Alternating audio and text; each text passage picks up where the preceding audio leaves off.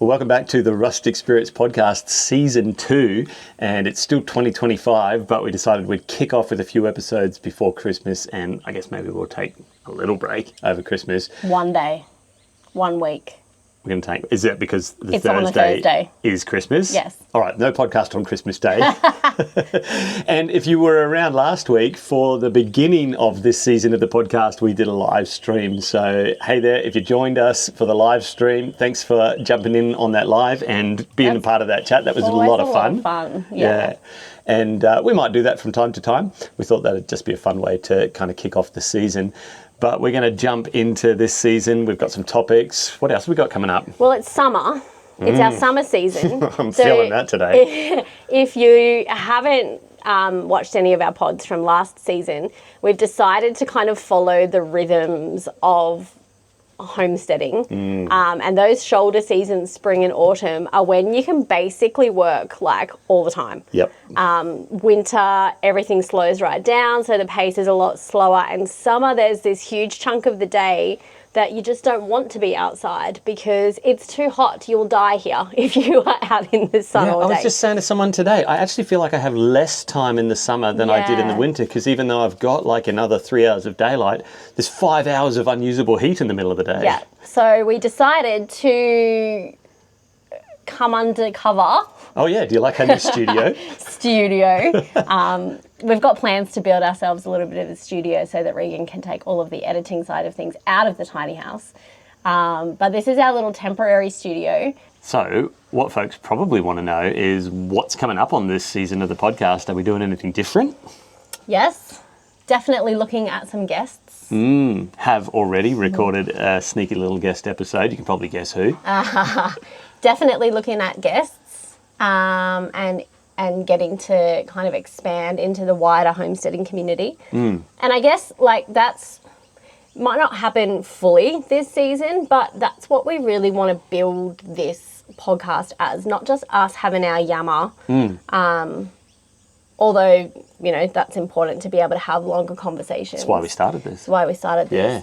But to be able to make sure that this podcast is valuable, talking about issues that are currently happening, spotlighting things that people should know about, really engaging the wider community in the conversation, because like the video that we did on our other channel on Friday, last Friday, we have had over 1,000 people sign up for our email list, and probably 60% of those all wrote a message about who they are, what they're doing, what their project is, what they love, what they, you know, just why they subscribed. And we were completely overwhelmed by the number of people, hundreds of people who are doing things exactly like this. They're just not putting it on YouTube. So you can look at the YouTube community and go, oh, there's, you know, not many, there's some. There's a handful of homesteaders in Australia. There are hundreds. Thousands of even people that we don't know yet. So I want to really kind of showcase that community as well. Like there is a groundswell of this. People are, like, there's a shift in the Australian society.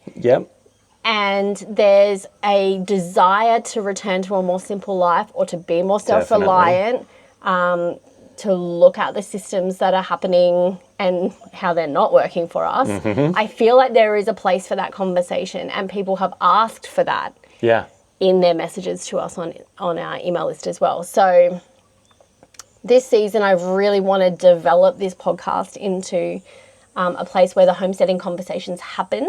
But not just like, you know, how do you make a biogas solution, or how do you... those are important, or like, you know, how do you butcher your own meat, or things like that. That's all important. But it's also those bigger conversations about land and bureaucracy and the stuff that doesn't fit in a 20-minute video on the other channel. And, the challenges that we're facing right now, and how to overcome them, and how to become more resilient as a community in Australia. Definitely. That's important as well. And I think we learned from the last season too, just kind of how important, like, two things it is to do this podcast sort of weekly. Like our original goal, we set out to go, oh, well, let's get ahead and record like 8 episodes and that's just going to make our lives easier. But like the world changes so quick and, you know, stuff will happen in the news. And we did get that a lot where people are like, hey, this thing has just happened.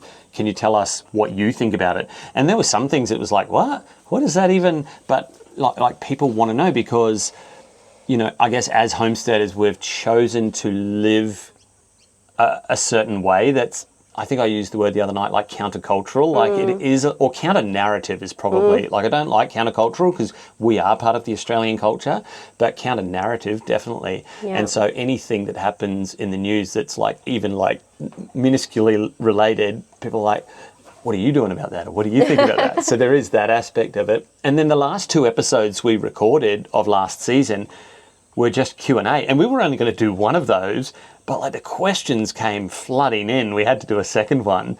And that really showed me that this space can be that real interactive. I think that's what you were saying.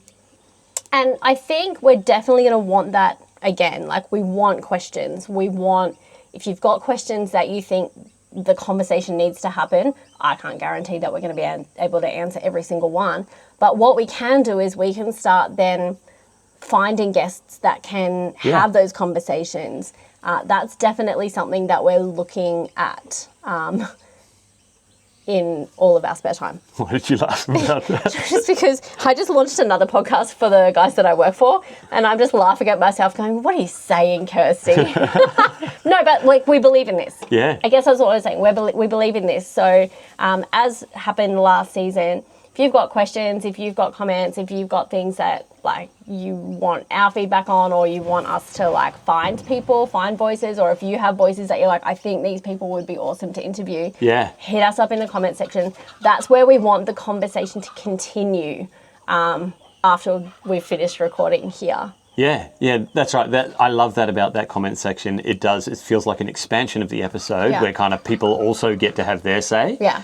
And there's often little back and forths that happen there, which is really cool. But it's also the space where you can kind of go, that prompted me to think about this that I really want to know about. You know, would you guys answer this or, So what we're trying to do is to bring people together rather than create division, because the outside world just wants to create division. So if you're here to troll, if you're here to like... Oh, we've had a few of those. Hassle. That's what that delete button's for. Go away, please. I had one person a few weeks ago over on the other channel. Here we go. That was just like... We need a little section. Regan roast the comments. Well, I did a whole thing, right? I did a little disclaimer about how the comments section had been particularly nasty recently and how... Like my number one rule was I'm not going to stand for name calling, and particularly if they attacked you. Like I just won't. It's my channel. If you're going to say, you know, stuff about my wife, my kids, my family, whatever, guess what? I don't just delete your comment. I delete you forever. And we have the power to do that, we can say. But there was this one guy, and I actually haven't banned him because I've let his comment stand because it's a really good example of exactly what I was talking about. And that was the irony of it. Here I am saying, I don't mind people that disagree with us. No. What I won't tolerate is bad behaviour. And he jumps on and starts saying, oh, Regan can't handle the hurty words. Like, talk about missing the point. And so I was going to do my usual thing. I'm like, no, do you know what? He didn't call me names. He's shown that he, like, doesn't listen and misses the point. And I'm just going to leave it there to stand. And I guess the point I'm making there is, like, if there's trolls, as you were saying, like, that are just whatever, don't come here and name call. If you want to have a conversation and you disagree with us, more power to you. Yeah. We need to learn how to be respectful of each other in those conversations. Yeah, I guess the point we're making there is we want the comment section to be this real interactive space where actually you can even disagree. Like you can offer a point of view or a perspective that we might not have even considered. And disagreement is not the same thing as being a troll in the comments section. I'll never delete somebody just because they've got a different opinion or, you know, they don't like how we've done something. But, you know, when it gets yuck and personal, unfortunately the internet can be a bit like that, but whatever, that's fine. Don't call us airheads. Don't call us entitled. Somebody did, hey.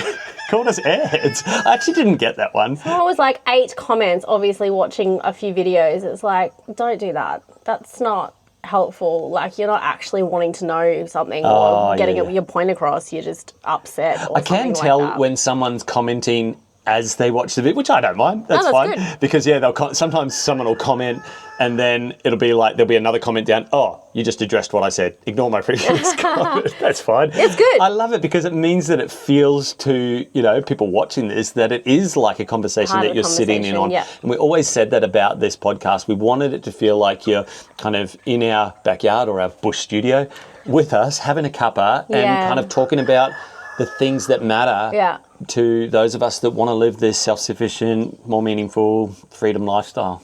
So if we want to be counter-narrative, let's also be counter-narrative with how we interact with each other. When the internet is full of gross, disgusting crap, let's do better. That's my challenge. Disagree completely. Give us other points of view. We welcome it, but please not disagree. divide. The only way that I've ever learned has been when people have had a different way of seeing things than I do. So we welcome it. Okay. What are we getting into for this one? The topic here is red tape and bureaucracy and all of the things that go with that. Now, this is one of the most frequent questions that we get on both of our channels. And on the pod the other day, there haven't been that many comments over the break, but one person did ask a question about something to do with approvals and things like that. And I said to Regan, I think we just need to do one video about this. Because it's I'm I wish I could help you, but I don't live where I don't live where you live, and I can't really help you with that comment. I don't want to give bad advice either, because I don't know where you live and I don't know your specific context. I wanted to bring up the whole idea of red tape and bureaucracy because it's a huge topic. Yep. Not just about building and things like that, but about even wanting to sneeze on your own property. No, that's how it feels. It feels like that. Somebody on the live stream asked us, and we must have made this comment at some point, that if I had my time over again, I'd probably buy a property with a house on it and not have to build from scratch. Yep. Is that because of approvals? And that's kind of what got me on this wavelength. Because property with a house on it would have been way more expensive, but I feel like by the time you've done all of the approvals to build, you're there anyway. It's actually outrageous the amount of red tape you have to go through in order to be able to build on your own land. What's the stat? Is it like 40 or 50% now of a home cost, a new home build now, is bureaucracy? Yeah. Basically, it is not the cost of the land, it's not the cost of the labour, it's not the cost of the materials. It's the cost of the government. Bureaucracy, the cost of government. Yeah, what's that saying? We're not in a cost of living crisis, we're in a cost of government crisis. I was going to bring that up. Yeah. I think that's probably one of the big revelations that we've had in our learning over the past, since we've been offline on the pod, is we are not in a cost of living crisis, we are in a cost of government crisis. In that, is it 48%? I'll put the actual one up here on the screen down at the notes. Down in the notes. That's one less thing for me to edit because she does the notes. No, it's some outrageous, that's nearly 50% percentage, and I think we've referenced this before, of Australians' wages that are directly funded through some kind of taxpayer, like NDIS. Oh, no, that's 1 in 5. No, there was another stat. There was another stat that was equally as horrendous. Maybe you can Google it really quickly.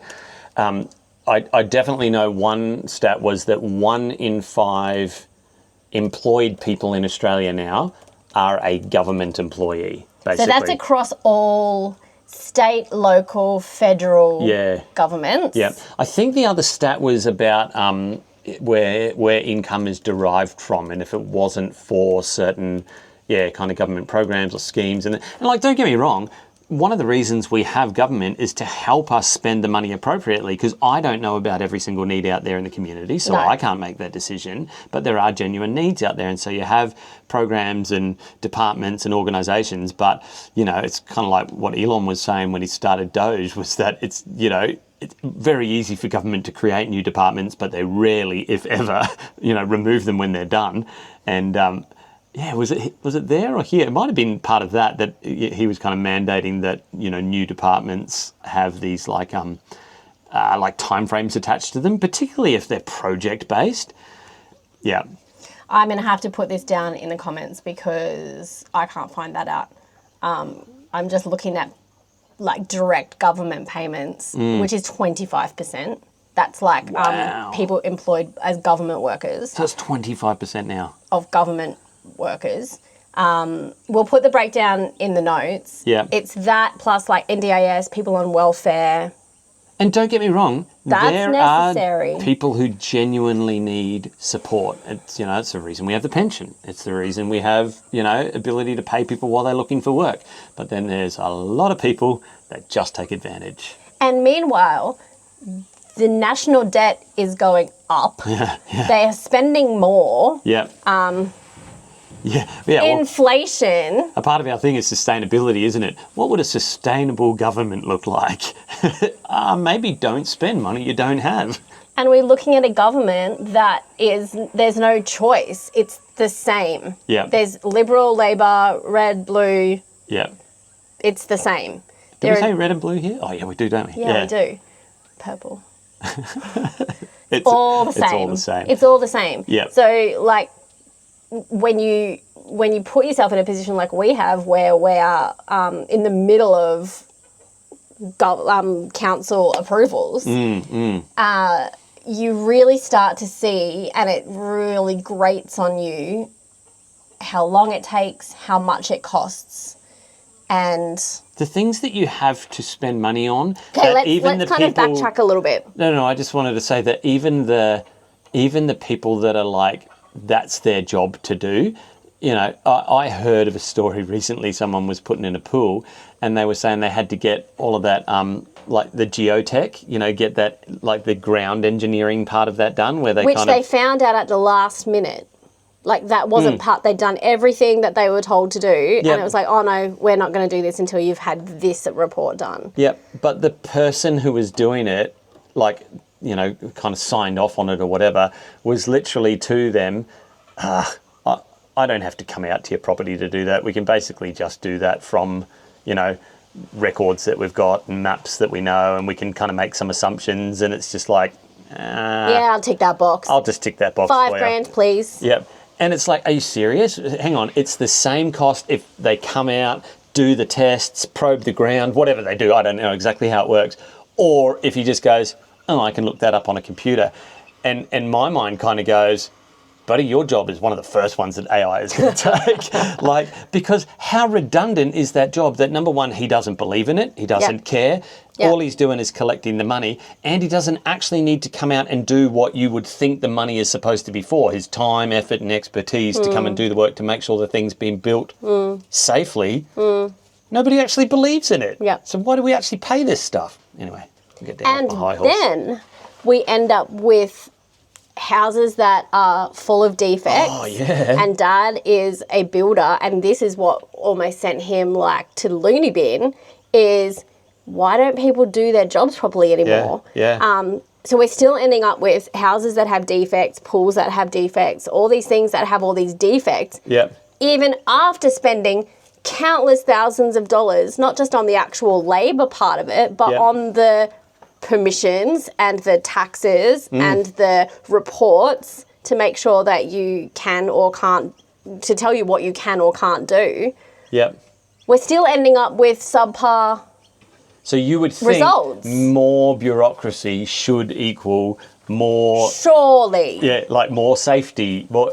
Yeah, I will admit to a little secret shame that one of my favourite doom scrolling is those guys that go around and do inspections after the fact. Like, there's a few of them in America. There's one guy in Australia that does it too, and like goes into homes. It's like, are you serious? I can literally see through there. That's the outside. You should not be able to see through to the... And like, we'll pull up these... And they hate him. Like, he comes around and now they see him coming. But that's the thing, hey. Like, but you have to wonder... How did it get through? If a half of all your costs are going into bureaucracy, you would think, well, all right, then on $800,000 home or whatever, then I should feel $400,000 secure that nothing's going to go wrong. But it's certainly not foolproof. Do you know what the kicker for me is? Is that when you submit your off-grid home plans to the council, this is a few years ago now, when you submit your off-grid home plans to the council, and they come back not approved because it doesn't meet energy efficiency requirements, and you go back saying, we're not on the grid. An off-grid home. We can't be any more energy efficient. Water reliant, power reliant, we're taking responsibility for everything. How much more energy efficient can you get? Exactly. If anything, I'm net positive on that because of the drain that I'm not putting on your grid that can't handle it anyway, or I'm not putting on your sewage system. If you get a old Queenslander or something transported to your property, there are certain things that you have to do, but you don't have to. You have to meet the building code of the time that it was built. Yeah, our friend's an electrician, and he was saying to me, now they do that, like when they cut a house in two, put it on a truck and transport it, the electrical generally has to get redone. But probably the plumbing too. There are a lot of building codes that they're like, oh, well, this house was built in the 1950s, so we stick to those guidelines. It's like, so you don't actually believe the guidelines. So you're bringing in these rules, but that house will be all right. And that's the thing, right? These rules have crept, right, for decades, which have happened because of bad things that were happening, or subpar products, totally. People taking the piss, right? People doing the wrong thing. I understand that, but it's still happening. It's not solving the problems. Yeah, that's right. It's not solving the problems. It's just creating a whole bunch of new problems. Yeah. So that's building, and I think, like you say, we have to be careful. We can't offer advice. We can't be seen to be offering advice, so we won't, because that could land us in all sorts of hot water.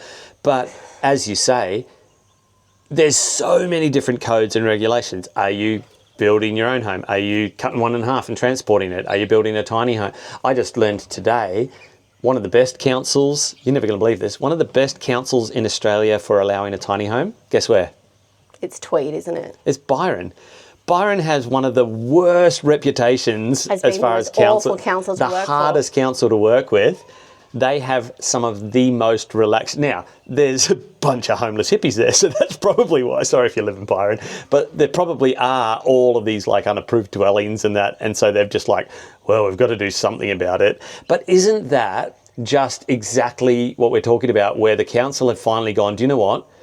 This is how people are living anyway. There is a cost of living crisis. There is a housing crisis. People can't afford to get into their own first homes. And so they are building granny flats. And they are importing Chinese modular homes from Temu or Etsy or whatever. Oh, geez. Because, no, you can. It might not be Temu, but you can definitely jump on, might be Alibaba or that, and build these fold-out homes. Yeah, they're awesome. And pop them up. And the Byron Council have started going, they're doing it anyway, we should probably just make it easier for people to do that, because, well, at least they're here spending their money in the grocery stores here. And so stimulating the economy. So what I laughed about, because I was reading up about this today, was how they have relaxed certain laws. You've got to meet certain safety guidelines, but they've relaxed certain building codes and laws. And to me, again, that just speaks to the bureaucracy of it. Why did they exist in the first place? If that rule now isn't that important for somebody who wants to bring in a Chinese fold-out home, why is it so hard for a young couple to build a home next to impossible? And then you've got, the opposite end of the scale, which is the Bigger Valley, where they, basically were evicting people, and there's a big, I don't know if it's a class action, but there's a massive groundswell response to this couple that were kicked off their property because they had this totally legit living solution. But the council were just nah, rules is rules. And so there are some places in Australia now where they're starting to go. Noosa is one where they have relaxed laws on tiny homes if they're on wheels. And they don't even, worry if it's going to be there for any length of time now, because there's this rule that says you're allowed a caravan. How dumb is this? You're allowed to put a caravan on your own property for 60 days of the year. Each year. Live in a caravan, sorry. So you can store your caravan in your shed, of course, but in each year per caravan. So, it stops people from, I guess, renting out little plots of their land or whatever to people in caravans or starting little campgrounds. I understand that. But if it's your own property and you're just trying to build, and do you know what? You've just done the lap of Australia and now you're finally going to set something up. You've got a legit living. We recognise that as a way to live. We have actual caravan parks and rules around how a caravan, like registering a caravan. So what changes from when it's on the road to when you stop it moving? If anything, it's safer, right? Yeah. And so, in Noosa, they've started to relax the rules around tiny homes as long as they have wheels. And people are getting pretty creative around what that means. But they're not even policing how long it's on there. So they're not even like locking in on that 60-day rule. I think that's great. Because you've actually got people in communities like ours who have got, do you know what? Or we've got a solution. It doesn't fit the mainstream narrative, but it's an actual solution. It's going to put a roof over a family's head. It's going to give them some independence. It's going to free up their dollars because they all of a sudden don't have these massive unaffordable rents that they have to pay. And they're going to become this contributing member of the community right here in your community. What can you do to help? And some councils like Byron are going, okay, let's work with you, let's make it happen. And then other councils are like, nah, rules is rules, out you go. What about that council that were giving out fines for fixing your car in your driveway? Oh, down in Victoria. It's always Victoria. Sorry if you live in Victoria. There's a great YouTube channel, linked down below, and he has a little YouTube channel where he does cars in his garage, like he fixes up cars, and that's kind of how he got onto it. And oh gosh, I want to say his name's Dave, but that might not be right. And he's taken off because he really started to become a voice to that. But they were coming in. They were saying you can't even do your own oil change. Now they've backed down because it got mainstream news media attention. How ridiculous. But they were coming into properties and going, 1, 2, 3, 4. Oh no, you've got 4 cars. And they would bring in the tow truck, after hours or when you weren't looking and take your cars away. And we're talking about a place that was like 5 acres. You couldn't even see the cars. Have you seen a Queensland farm or an Australian farm these days? Some dodgy neighbour went, we don't like them, and we've heard about this new rule, we can get them in trouble. Oh, fair enough. If your place looks like a wrecking yard and it's devaluing property. Yeah, and you didn't sign up to have a wrecking yard in your neighbour. Did you go and talk to your neighbour first? But anyway, we're getting off topic. No, this is the exact topic, isn't it? Like, where is the fair go attitude that used to be a part of this culture? I don't feel like it exists here anymore. Where is the have a go attitude, like the pioneering spirit? Yep. Where is the opportunity for young people in this country to have a crack? That's part of our larrikin culture, and we're not cowboys who are putting people at risk. Sure, there are people who are doing that, but the more this red tape kind of starts to wrap everyone up, no wonder people are moving overseas. We got friends right now who are packing up their house this week and they're moving to Bali because he just can't do business here anymore. No. And his accountant basically said, I can save you tens of thousands of dollars if you move overseas. Hundreds of thousands. Yeah. Yeah. Hundreds of thousands. How sad is that? He's got a family, he's got kids, he's a tax-paying member of the community, literally can't do business in this country because they've made it so hard for him. It's actually going to be easier and cheaper for him to fly in here, whatever the required amount of time is, it might be 3 months out of the year, rent out a B&B to stay in Australia for 3 months of the year, and he's still going to be saving more money, making more money, and giving his kids a better opportunity.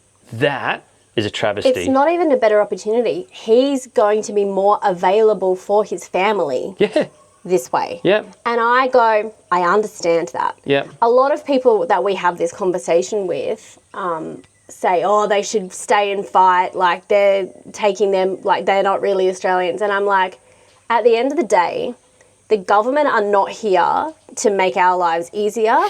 They are not here to make Australia a better place for us to live. I'm sorry, I just don't believe that they are. Well, if they were, you would see it, right? So look at any of our standards, look at our education standards, look at our cost of living standards, look at our health standards.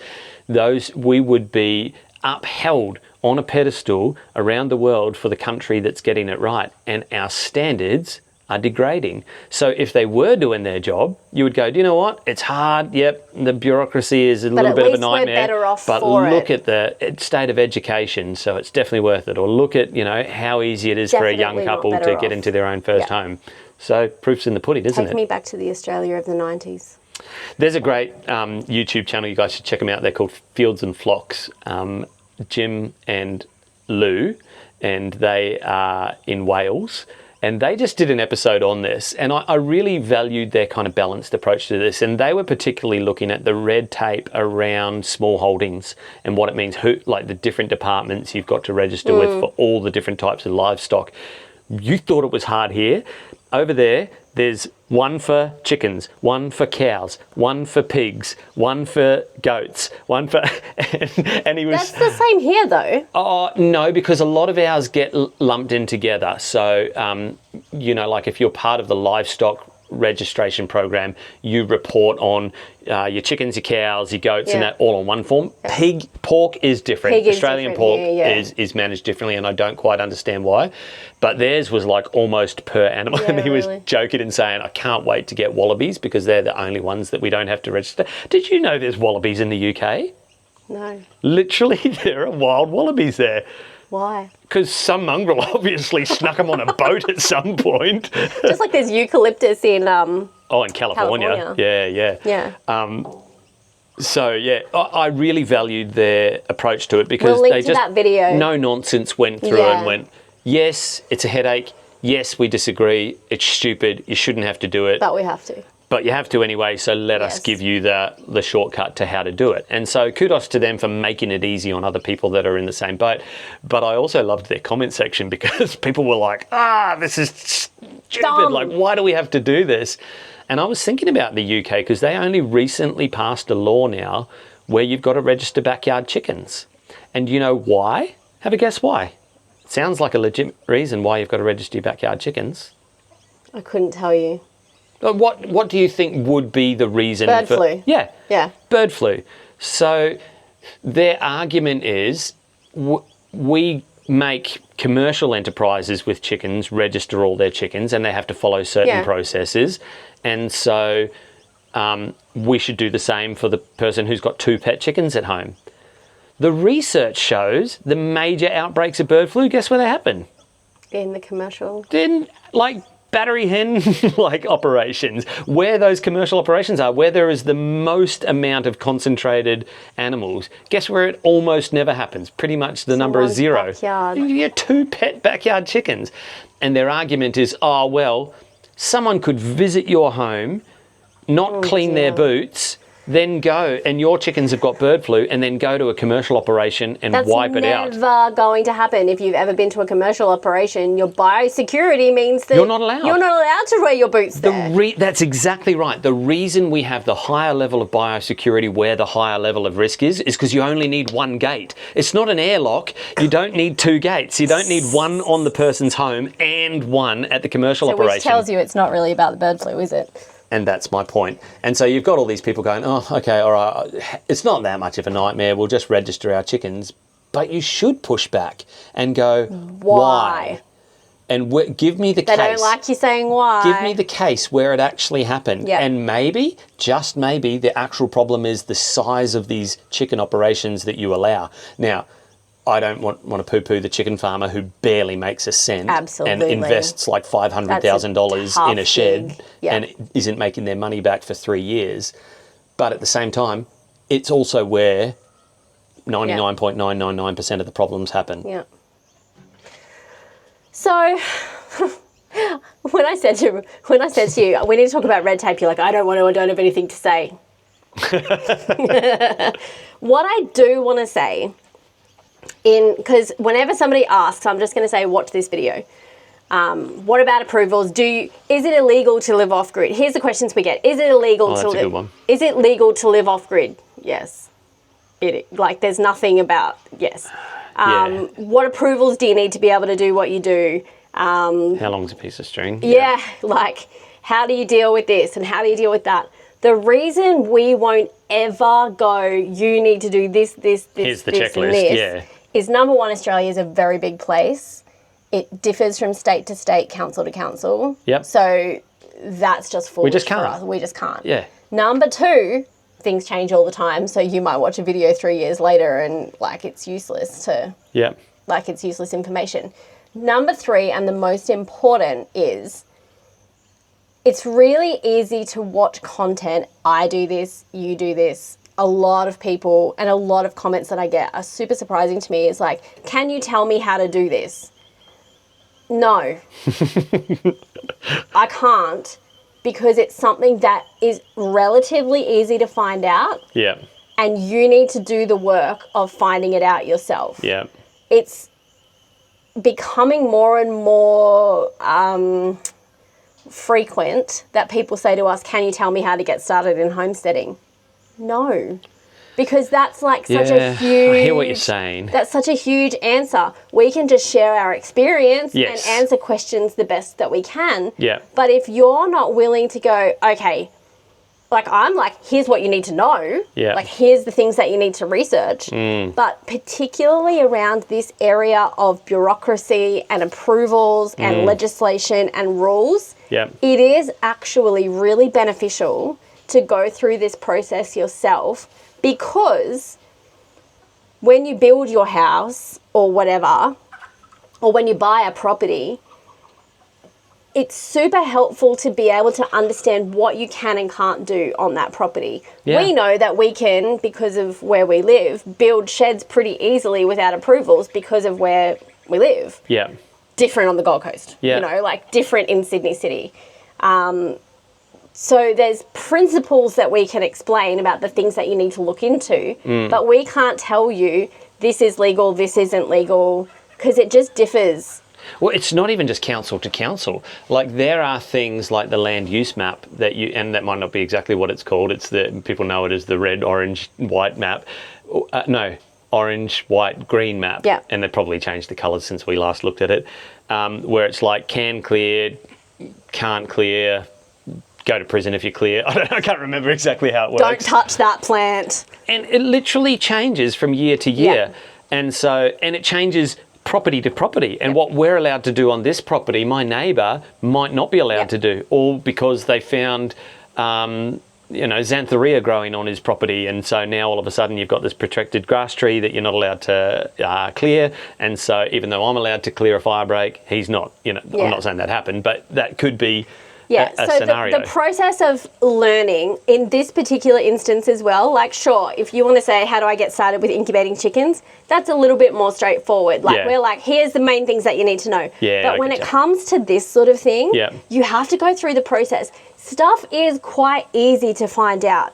So old mate who asked about dwelling entitlements, he asked that as a question. I was like, I don't even know what a dwelling entitlement is. So I Googled it and it told me straight away. So I'm like, do that research for yourself. A dwelling entitlement is just what you are and aren't allowed to do with your property. It sounds like how many people you're allowed to have living on your property. Oh, right. It's not that. It's what you are and aren't allowed to do with your property, depending on your zoning. So yeah, what I would say is it's actually pretty easy to Google, use AI. I'm in this state and this local council. Yeah. Can you tell me the information that I need to know about these few things? And we can go through what those things are that you need to know. And AI, like I know people give me crap because I like to use AI. It is getting better. And so when Grok came along, because it was connected to X, it was really good at knowing current information.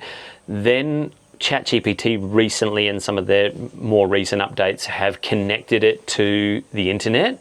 And so I'll be chatting with ChatGPT and I will specifically say, research the internet for current information, or I want you to search for.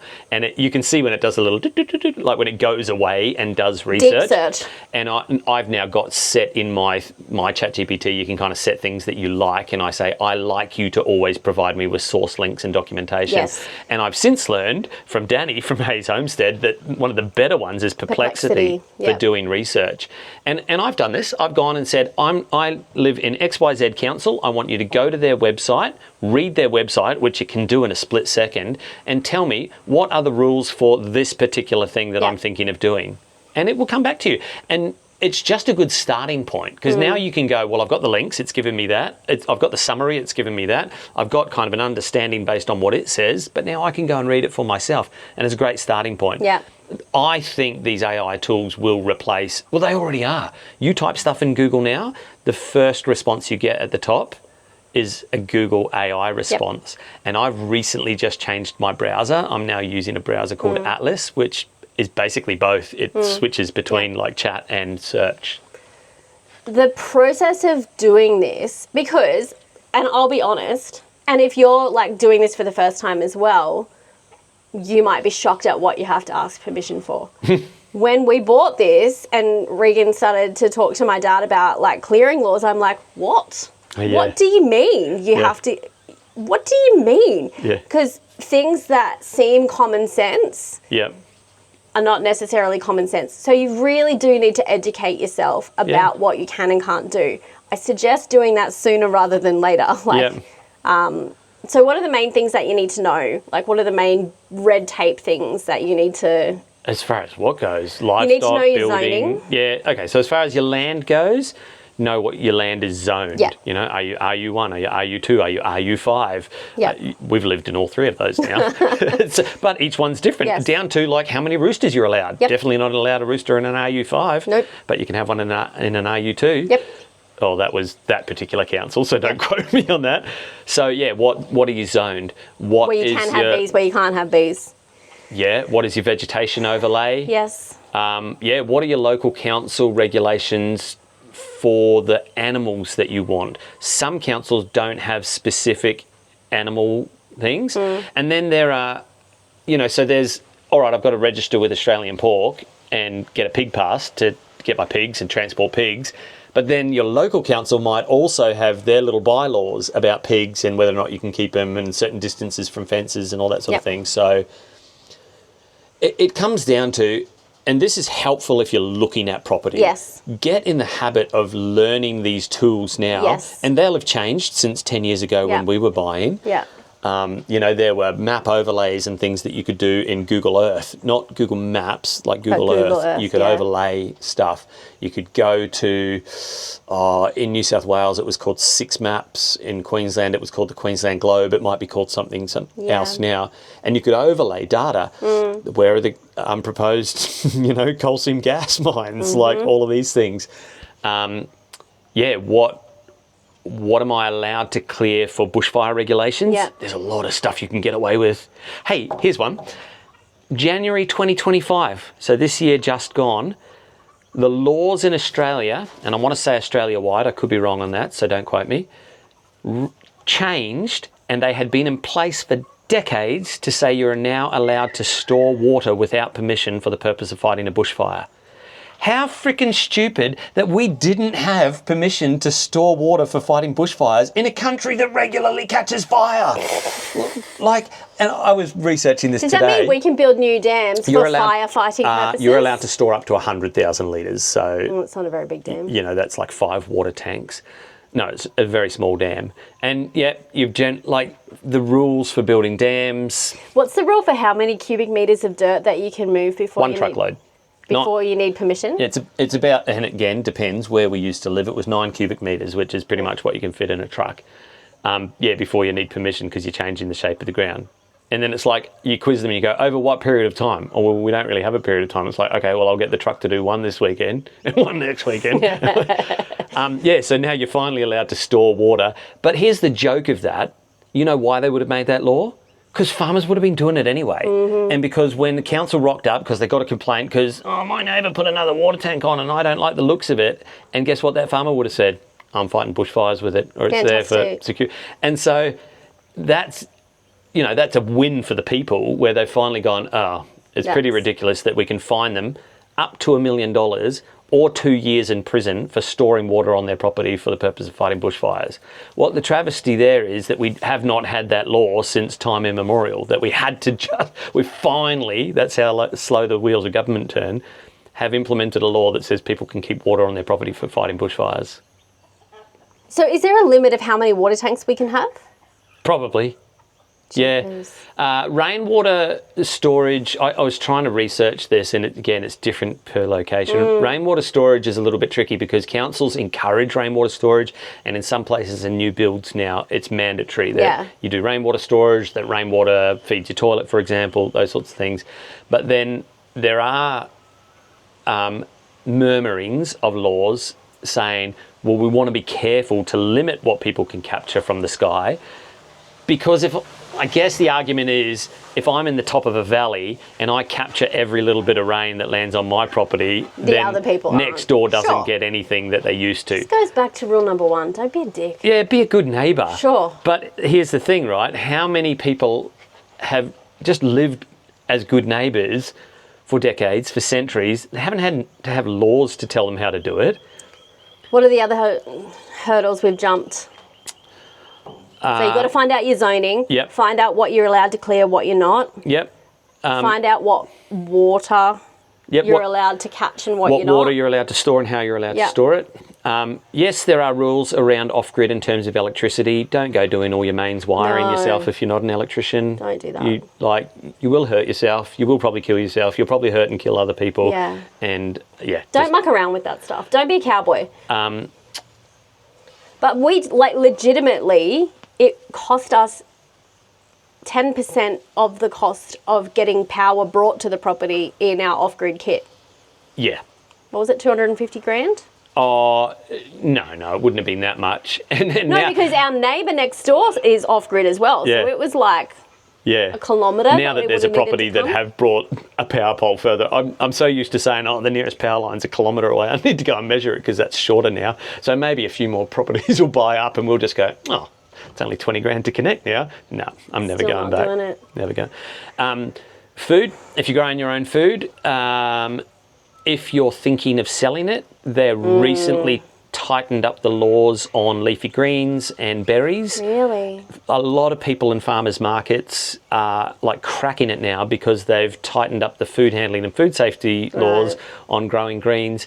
And look, again, I get it. If you're, not using safe food handling practices and then bringing your stuff to market, someone's going to get sick, someone's going to get hurt.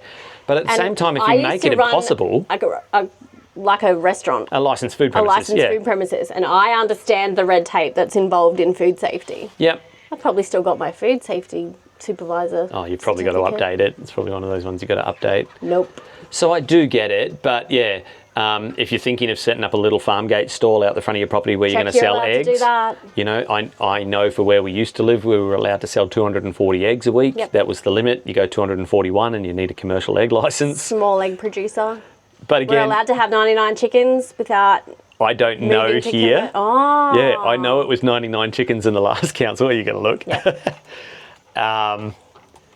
Yeah. Say you want to breed working dogs, for example. You would kind of go, I'm on a property that's like a form of livestock. No, council get the say on dogs and how many dogs. Now, it's one of the things they make exception for. Breeds that are considered working dog breeds, most councils will make exception for if you're out on rural property and you're doing working dog training or you've got an enterprise. But they probably still make you register it anyway. Are you looking up to see?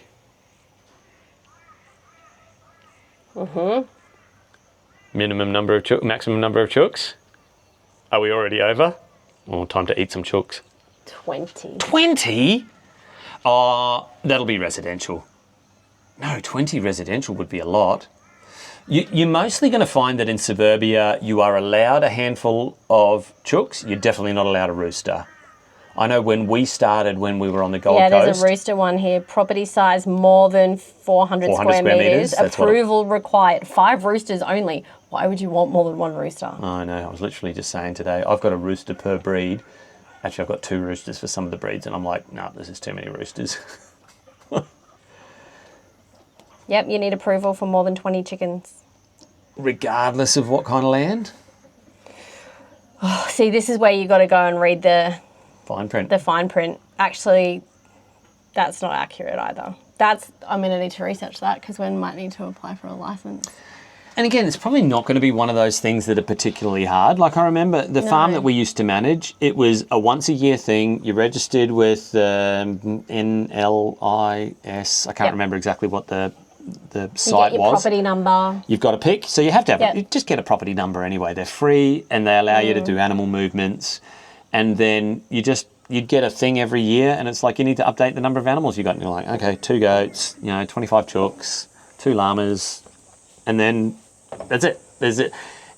And I do agree with animal movement stuff. There are some cowboys who are not doing the right thing. Someone gets sick and dies because you've been crap at your husbandry. Or somebody's chook operation. Remember Katie, who we used to buy 18-month-old molts off? So a lot of commercial chook operations will sell their 18 months old commercial chooks because they go into their first molt. And it's actually not economically viable for them to see out the molt because they, number one, lose feathers, but the main thing is they stop laying eggs for a few weeks or a few months. For no output. Yeah, so it's actually better for them. And we would buy those molt chickens for like, I think $8. It might have been $5 a piece. And I would go and get a trailer load of chickens. Yeah. But because we were coming from a rural property as well, we worked out a process with her where it was like, here's how we follow the biosecurity. Yeah. And I didn't mind doing that, down to she was like, can you make sure you're wearing footwear that you haven't worn on the property? Because if I get that wrong, for her, if I bring something in, she's like, tens, hundreds of thousands of dollars in the hole because I, did the wrong thing. So I get it. I think there is a necessity, a need for, some rules, here's how to live like a good neighbour. Here's how to have common sense. Here's how to have common sense. Yep. It's not very common. So you've got to check your zoning. Yep. See what you can and can't do. Check your clearing, what you can and can't clear. Yep. What you can and can't grow. Yep. Your water storage. Mm-hmm. Like we want to build a new dam, that's going to require approval. Yep. Check what you can and can't build. You have to if you're building a new house, it has to meet all of these energy efficiency standards. I kind of wish we had saved instead. We spent a good amount of money building that tiny home. It would have actually been easier for us to go and find an old home, cut it in half, truck it out here, and then go from there. But anyway, you learn these things. Yeah. What you can and can't do with wastewater, and again, get creative too.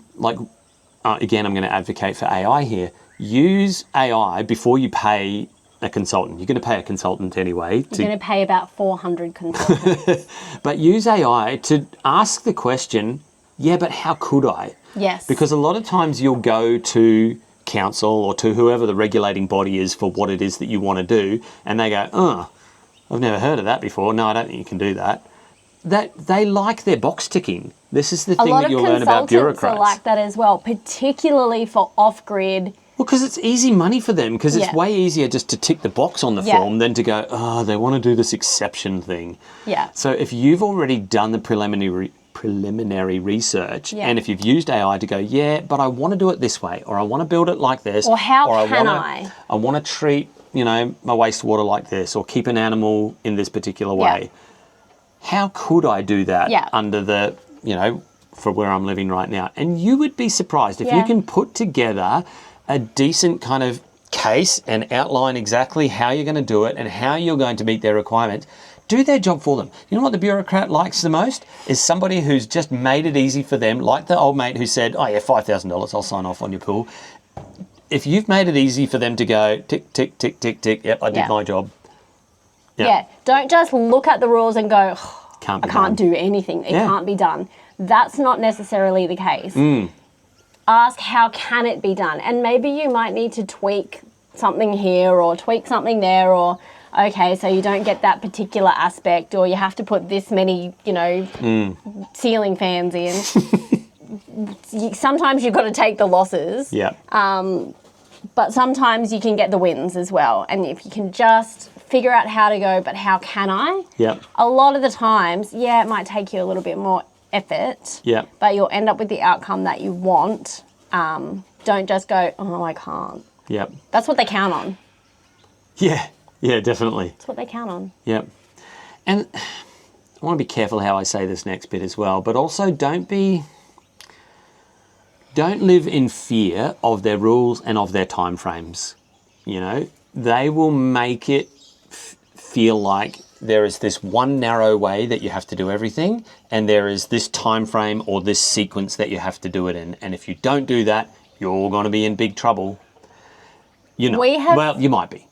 No, like we have found the best way to approach this is to actually talk to the people that work for the council. Yep. And in both scenarios that we've dealt with, 2 different councils, 2 different states, the best possible thing you can do is just have conversations. Yep. And as long as you have conversations and ask questions, and you're not going in there wanting to light them all on fire, even though you might want to.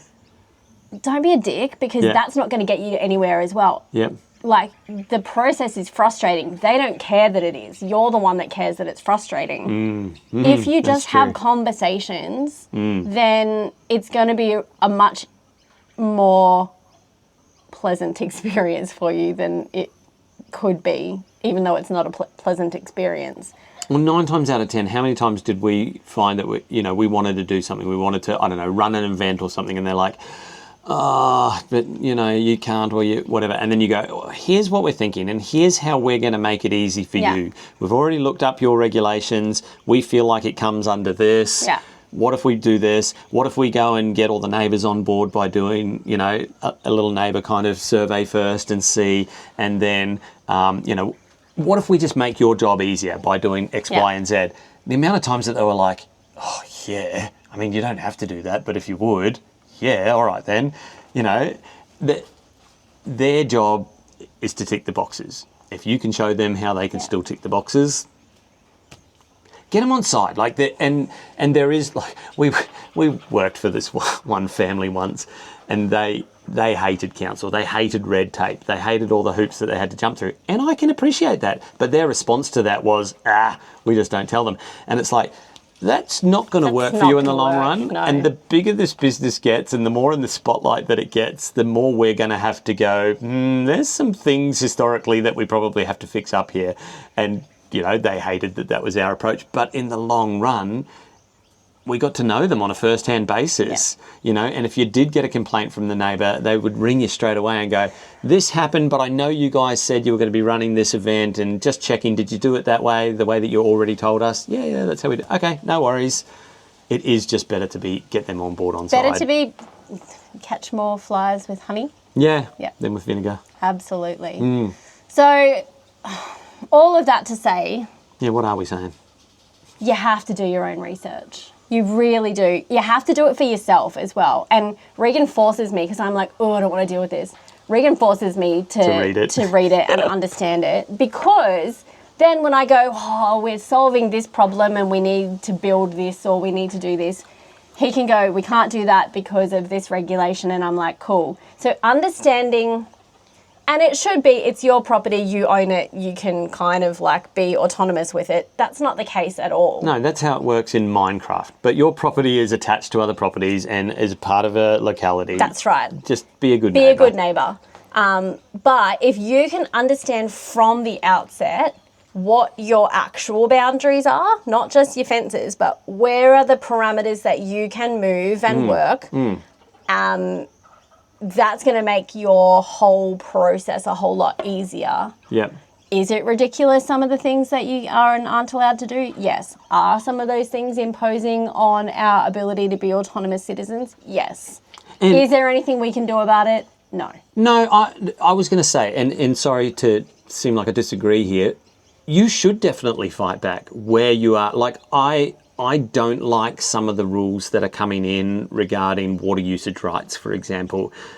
Well, there's a new land clearing law that's just gone through the Senate as well. Maybe we'll talk about that next week. I sent you the article on that one. So if there are things that are in discussion right now, or policy changes that are being proposed, or, outdated laws like whether or not you should be allowed to store water for fighting bushfires, you should definitely be a voice against those things. But at the same time, this is where I disagree with that whole like sovereign citizen movement. It's like, no, buddy, this isn't a computer game. Like your property doesn't stand in isolation. Yeah. And when you break the rules, it seems like, oh, more power to you, but you're actually just putting a whole lot of other people out. Like, so you do have to play this both and game where you both got to go, all right, it's annoying and it's frustrating, but that's how it is right now. And my local guy at the local desk at the local council has no ability to change that, right? So I'm going to make his job easier because it's going to make my life easier. Yes. But then on the other hand, if there's a rally in town for the farmers for water storage rights or being allowed to build your own flipping dam, I'm there. Sign me up. I'll sign the petition. Yeah. So do what you can. Yeah. I think the main thing that we want to say is we can't answer your what approvals do you need, because how long's a piece of string? Yeah. We've tried to give you some of the things that you need to know before you go into this. Yep. I'm sure we've missed some, but the comment section will tell us. But there is power in educating yourself about your boundaries and your parameters and what you can and can't do with your property, because number one, that does just go, like, it kind of, yeah, it's annoying, but once you settle it in yourself, you're like, oh, well, like, I can't cut that tree down, let's work around it. That actually does unlock a level of freedom for you, because you're like, here's what I can do, here's what I can't do, here's what I need to ask permission for. So if you want to go on a big development sort of thing, ask permission for like 20 things at one time. Don't do one at a time. That's a little hint. We definitely learned that one. That's what's taking so long for us, is that we're doing it all at once. Yeah, but they actually do prefer that. Yeah. If you can go, this is our 5-year plan, here's what we're wanting to do. Yeah. So here's what I'm thinking for the comment section. Here we go. Because you probably all got, if you've got questions, by all means, ask them. We'll try and answer them. Tell us your stories too. That's what I want to know. I want to know, like, tell us your stories of where you came up against bureaucracy and kind of won the day. Like where you were able to kind of tweak something, interpret something, you know, get around something, not be a cowboy, not break the law. Yeah, hear our intent here. But that's the thing about bureaucracy, is it seems like this big, huge, immovable mountain, and a lot of times there's a way just to skirt around the base of the mountain. So, yeah, what's your story of how you came up against something and made it work anyway? And then I guess the second thing we want to know in the comments is, what do you want us to talk about on the next episode? But until then, have a great week.